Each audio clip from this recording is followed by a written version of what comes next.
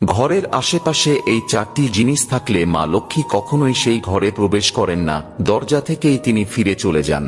কি সেই জিনিস, সেটা জানার আগে প্রভু শ্রীরামের ভক্তরা লাইক করে কমেন্টে জয় শ্রীরাম লিখে দিন। নাম্বার 1, যেসব বাড়ির মুখ্য দরজার সামনে কোনো নর্দমা বা ড্রেন থাকে অথবা বাড়ির সামনে অতিরিক্ত ময়লা আবর্জনা জমাট বেঁধে থাকে, সেই সব ঘর দেখে মা লক্ষ্মী দূর থেকেই ফেরত চলে যান। নাম্বার 2, বাস্তুশাস্ত্র মতে ঘরের আশেপাশে মাছ, মাংস ও ডিমের দোকান থাকা উচিত নয়, কারণ এইসব ঘর থেকে মা লক্ষ্মী সর্বদাই দূরে থাকেন।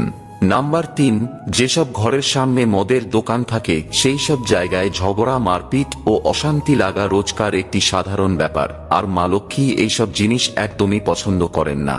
নাম্বার 4, যে ঘরের আশেপাশে জুয়াখানা থাকে বা জুয়া খেলা হয় সেই সব স্থানে কলি যুগের ছায়া দেখতে পাওয়া যায়, ফলে মা লক্ষ্মী কখনো সেখানে ফিরেও তাকান না।